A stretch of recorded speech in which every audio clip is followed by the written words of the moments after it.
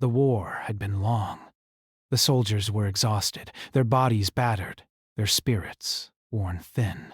Humanity had barely emerged from the ashes of the conflict, but now, standing in the ruins of the battlefield, they were victorious. The stars above seemed dimmer, almost as if the universe itself had taken a breath after the storm of war had passed. Captain Thorne had seen it all. Every explosion, every battle, every lost comrade.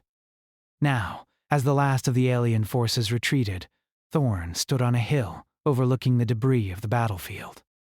His eyes were distant, scanning the horizon, searching for something that could bring him peace after so many years of endless fighting. The sound of footsteps approached, soft against the dirt. Turning, Thorne saw one of his commanders approaching, a familiar face. General Akara, a seasoned officer with a strong reputation, was holding a small piece of parchment in his hand. "Captain Thorne, you've been summoned by the Queen," Akara said, his voice grave. Thorne furrowed his brow. "The Queen? What for?" Akara glanced at the ground for a moment before meeting Thorne's gaze. "She wants to see you in person. Says it's for your role in the battle." "Your service was noted. You've earned something. More." Thorne hesitated. He had fought hard, bled for this victory, but he wasn't sure what the Queen of the Galactic Alliance would offer him now. He had no need for riches or power. All he wanted was to leave the war behind, to find a quiet corner of the galaxy to heal. Still, orders were orders. The ride to the Queen's palace was quiet, the tension in the air thick.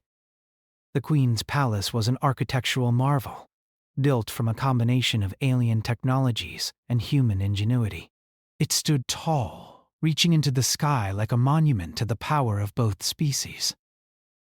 When Thorne arrived, he was escorted into the grand hall, where the Queen awaited him. She stood at the center, her regal presence filling the room. Her eyes were sharp, intelligent, and she exuded an air of authority that made even the strongest of warriors feel small. "You've done well, Captain," the Queen said, her voice smooth but commanding. "Your efforts have not gone unnoticed." Thorne stood at attention, his mind racing. He had heard rumors about the Queen's methods of rewarding her soldiers, whispers of strange customs and exotic gifts. Yet he had never imagined being called before her, especially not for a personal reward. The Queen walked slowly toward him, her steps deliberate. "In recognition of your service, I offer you a gift," she continued. "A token, if you will, of my gratitude. You have earned it." Thorne stood still, his heart beating faster. He had no idea what to expect. Was it gold? Land? A title? Perhaps she would grant him a lifetime of comfort, far away from the horrors of war. But nothing could have prepared him for what she said next. "You will receive a companion," she announced, her voice betraying no emotion. "A woman from my royal guard. She will accompany you for the evening, to help you unwind after the strain of battle." Thorne blinked, not sure if he had heard her correctly. A companion, Your Majesty?" he asked, his voice hesitant. The Queen nodded, her gaze unwavering. "Yes. A woman will be sent to your tent tonight." "She will assist you in whatever way you require. Consider it a gesture of appreciation for your sacrifices." For a moment, Thorne didn't know what to say. This wasn't what he had imagined. He had expected a reward of some kind, but this was different. An alien woman? He had fought alongside many soldiers, but this felt strange, too personal. I appreciate the offer, Your Majesty," Thorne said, his voice steady despite the confusion swirling inside him. "But I'm not sure I understand." "Is this truly necessary?"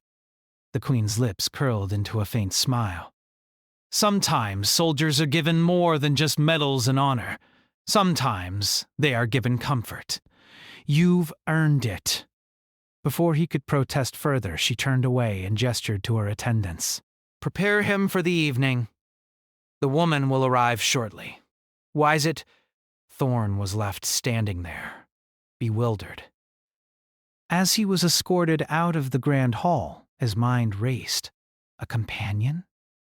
An alien woman? Was this part of the Queen's strange tradition of rewarding her warriors, or was there something more to it? His tent that night felt different, somehow colder, even though the warmth of the fire crackled nearby. The sounds of the camp were distant, and all he could hear was the rushing of blood in his ears. He couldn't shake the feeling that he was about to face something far more complicated than he had ever anticipated.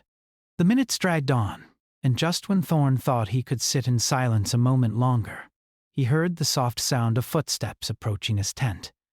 The flap opened, and there she stood. She was unlike anyone Thorn had ever seen, tall and slender, with delicate features that seemed both alien and familiar. Her skin had an iridescent quality, shifting between hues of blue and silver in the firelight. Her eyes, a striking shade of violet, locked with his, and for a brief moment the soldier felt as if he were staring into the vastness of the universe itself. "I am Lyra," the woman said, her voice soft yet confident. "I have been sent by the Queen to serve you." Thorn stood there, unsure how to respond. She was a stranger, sent as part of a royal decree. But as she stepped closer, the air between them seemed to shift. There was something in the way she moved, in the way she looked at him, that made him feel uneasy. And yet, at the same time, a strange curiosity stirred within him. What had the Queen truly intended with this reward? What role did Lyra play in all of this? Thorn couldn't shake the feeling that the Queen's gift was only the beginning of something much more complicated than a simple reward. The evening stretched on, and the soft glow of the campfire flickered against the canvas of Thorn's tent.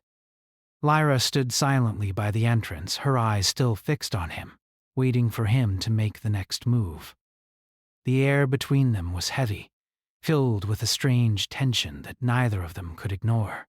Thorn shifted uneasily in his seat. He had expected many things when he'd been called to meet the Queen, but never this. A companion, a woman sent as a reward, was something he didn't know how to process.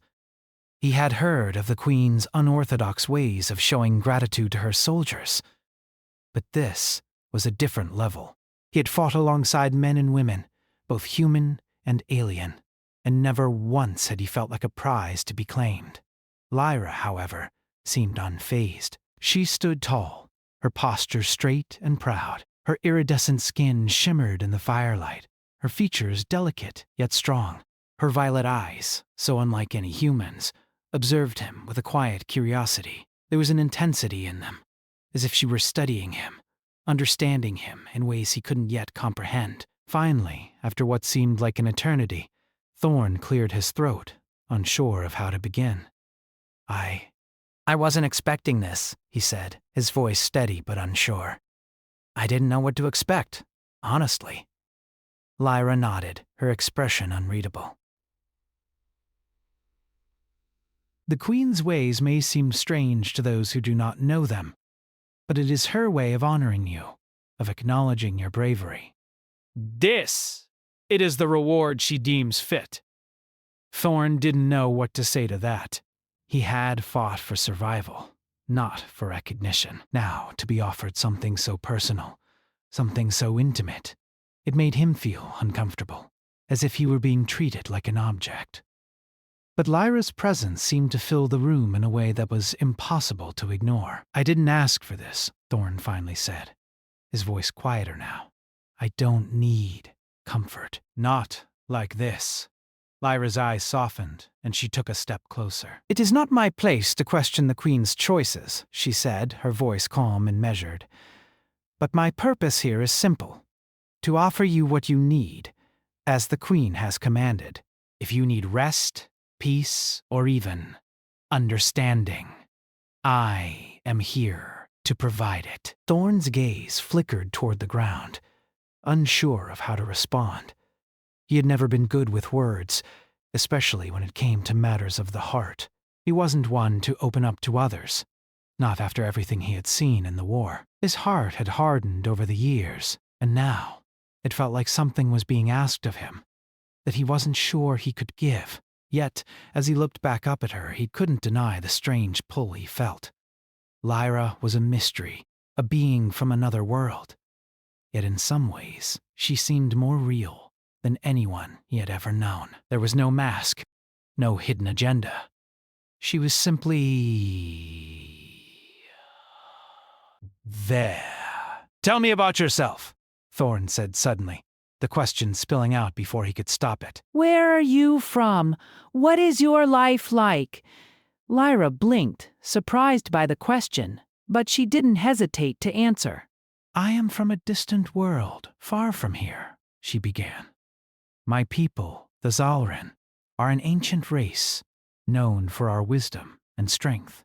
We are warriors, scholars, and leaders, bound by a code that values honor above all. We do not seek war for its own sake, but when necessary, we fight with everything we have." Dawn, Thorn listened closely, intrigued by her calm demeanor and the pride in her voice. It was clear she held deep respect for her people, for their traditions. Yet, there was something else in her tone, something he couldn't quite place. A sense of longing, perhaps, or isolation. "And what about you?" he asked, his curiosity growing. "What led you to this role, to be here with me?" Lyra's eyes flickered with something he couldn't read. "I was chosen," she said simply. "My role was not one I sought, but one I accepted. As a member of the Royal Guard, it is my duty to serve the Queen and those she deems worthy. This task, though unusual, is part of that service." Thorn thought about that for a moment.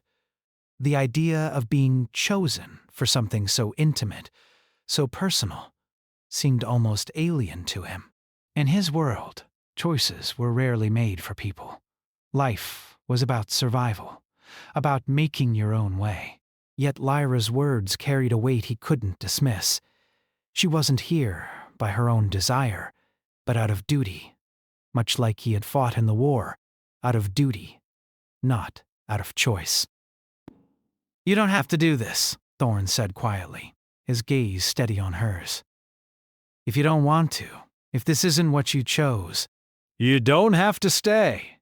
For the first time, Lyra's expression shifted. It was subtle, but it was there. A flicker of something softer, something more human. She looked at him, and for a moment, their eyes locked. "I do not mind," she said, her voice almost a whisper. "This is my path now, just as the war was yours." "We are both bound by forces beyond our control." Thorn felt a strange ache in his chest as he listened to her. She spoke of fate, of duty, but there was an undeniable vulnerability in her voice. It wasn't something he had expected from a being so strong, so certain. "I don't know how to be around you," Thorn admitted, his voice low.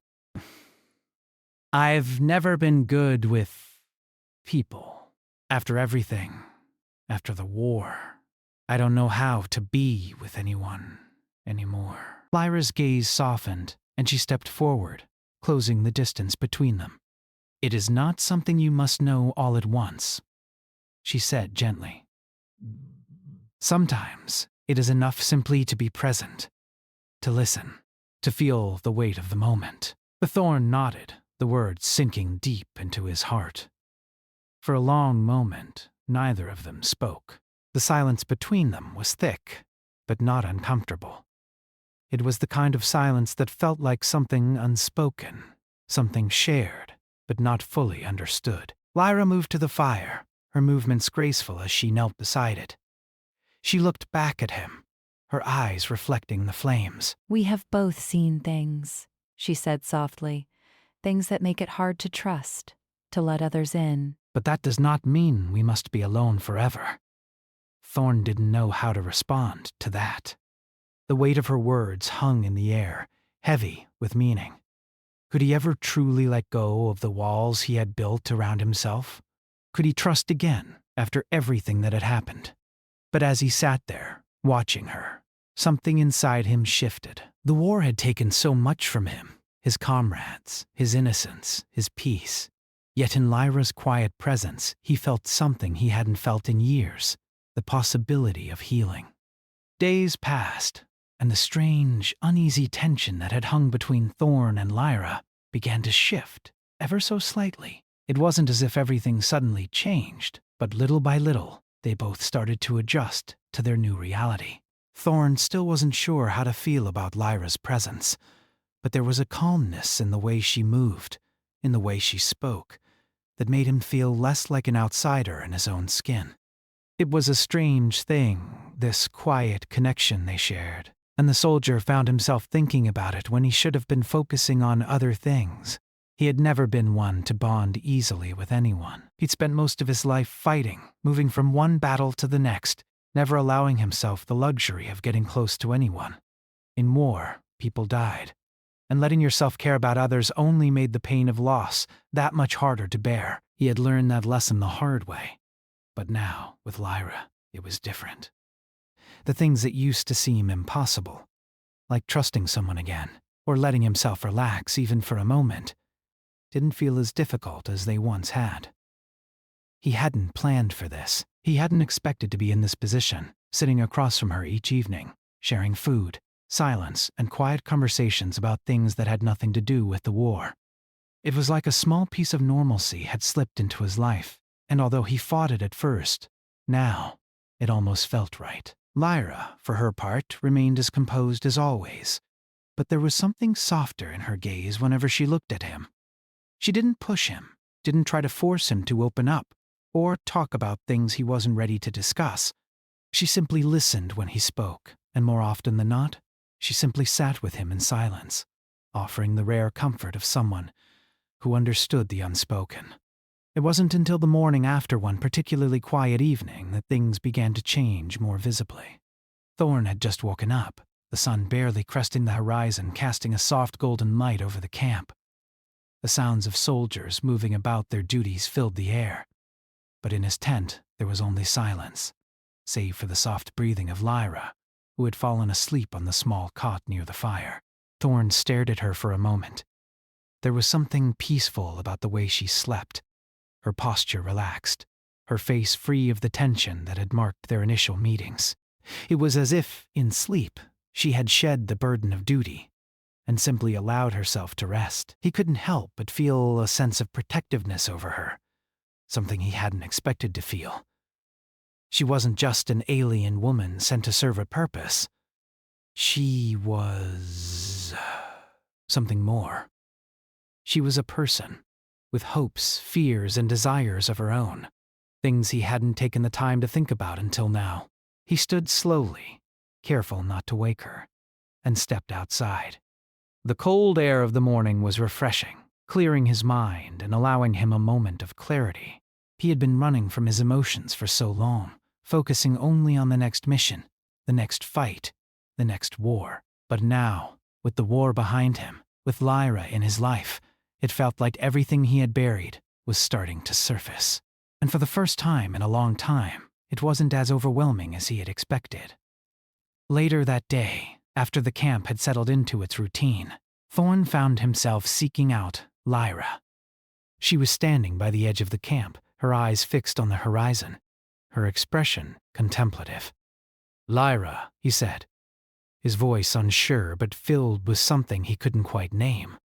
She turned to face him, her violet eyes meeting his with that calm intensity that always seemed to be directed at him. "Yes, Captain?" Thorn didn't know how to start, but he knew he had to say something. "I've been thinking about everything." About you. About me. He paused, taking a breath.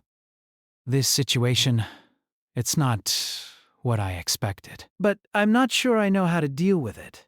Lyra gave a small nod, as if she had expected him to reach this point eventually. "It is not easy, I know," she said softly. "It is not easy for either of us." He studied her for a moment. "I didn't ask for you to be here. I didn't ask for any of this." The words were honest, but they weren't harsh. He wasn't angry with her, just confused. "I've spent so long pushing people away, I never thought I'd end up in this kind of situation. Lyra's gaze softened. And yet, here we are, she said gently. Perhaps it was fate that brought us together. Or perhaps it was simply the result of the choices we have made.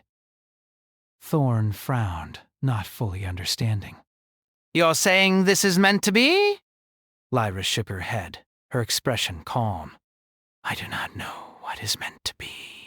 I only know what is. And right now, this is what is.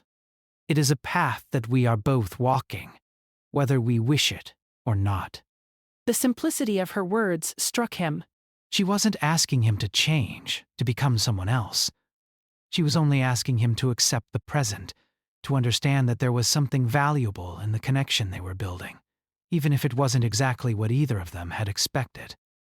For the first time, Thorn felt a shift within himself. It wasn't a complete change, not yet, but it was something. A small crack in the wall he had built around his heart. Maybe you're right, he said, slowly. Maybe it's not about what I expected or what I thought I wanted. Maybe it's just about being here, with you, in this moment. Lyra smiled then, a soft, knowing smile that made something inside of him stir. That is all any of us can ask for, Captain. To be here, now, in this moment. The days that followed weren't perfect.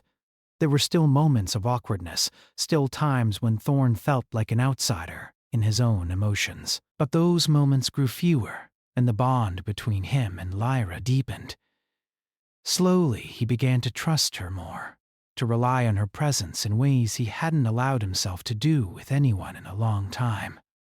They spent more time together, not just in silence, but in conversation, learning about each other's worlds, about the things that had shaped them both.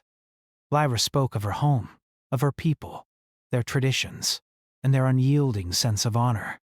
She told him of the quiet beauty of the Zalran homeworld, a place filled with rolling hills and ancient forests. And Thorn, in turn, shared his own stories, the simple, quiet ones of his childhood, and the harder ones, about the battles he had fought and the comrades he had lost. It was in those moments, in the stories they shared, that Thorn began to see her not as the Queen's reward, but as an individual, someone with her own hopes, her own dreams, her own fears.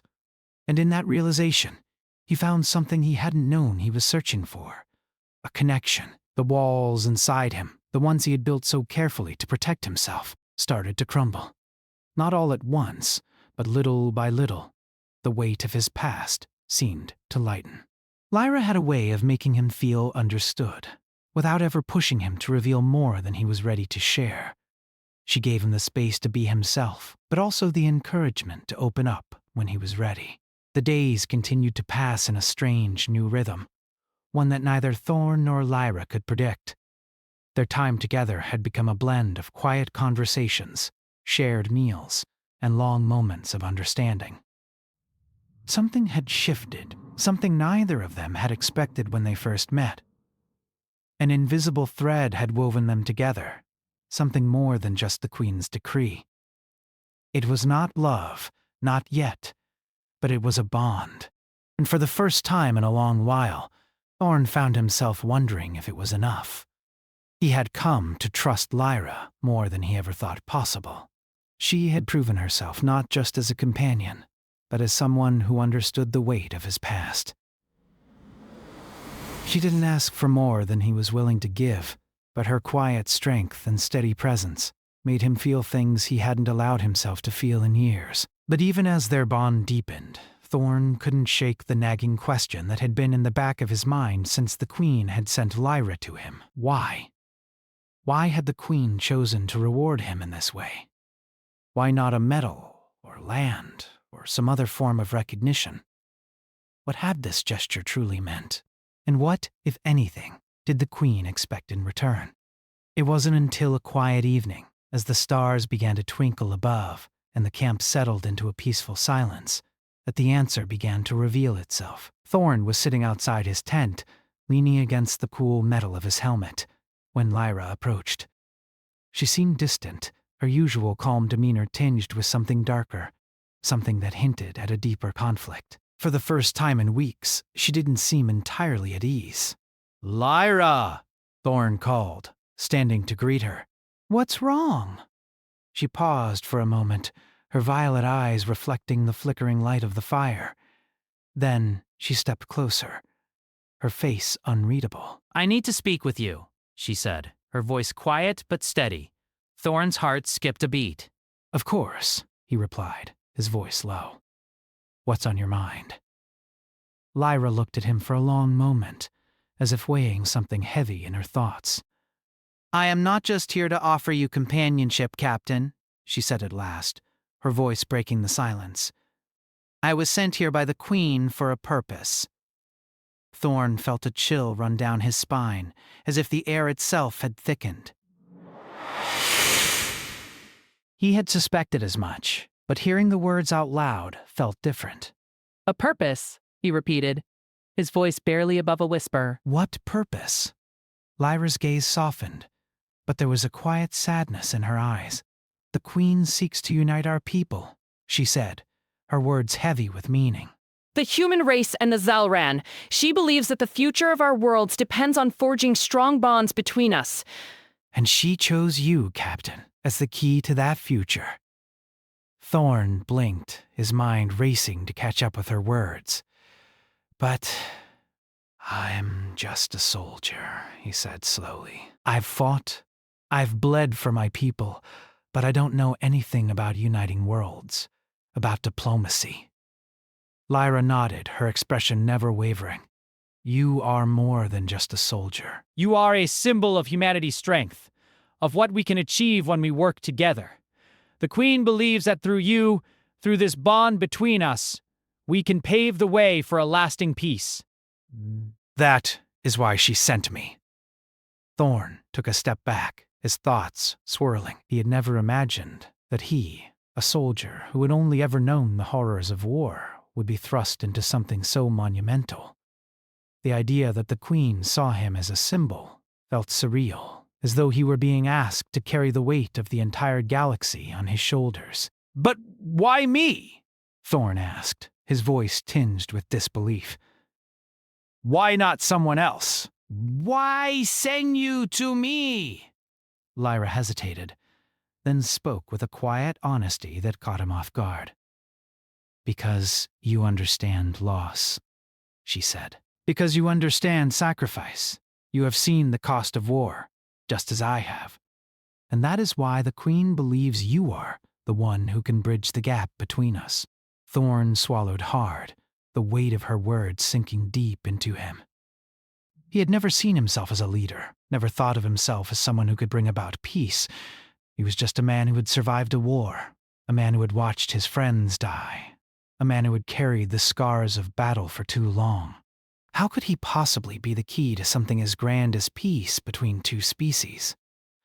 For a long time there was silence between them, as if the very air was holding its breath, waiting for something to shift. Finally, Thorn spoke, his voice quiet but firm. I don't know if I can do what the Queen is asking of me, he admitted. I've spent my life fighting. I don't know how to build something, to create a future. All I've ever known is how to survive. Lyra's gaze softened, and she stepped closer, her voice gentle. You don't have to do it alone, she said. The Queen believes that together we can make this work. You, me, the humans, the Zalran, we all have something to offer. We just have to learn how to listen to each other. Thorn looked into her eyes, feeling the weight of the responsibility she was asking him to shoulder.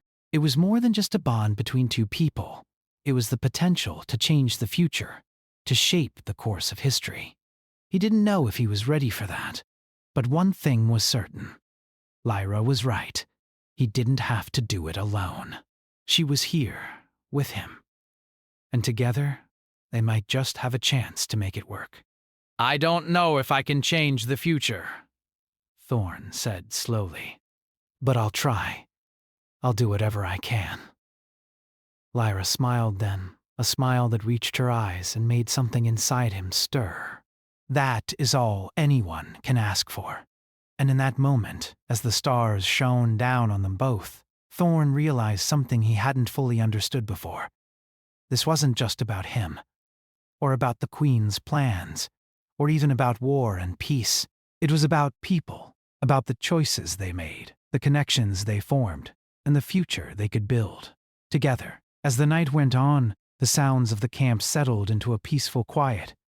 But inside Thorn, something had shifted. There was still uncertainty, still doubt, but there was also hope.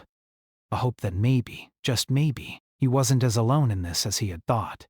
Lyra stood beside him, her presence a steadying force, and for the first time in a long time, Thorn felt the weight of his past lift just a little.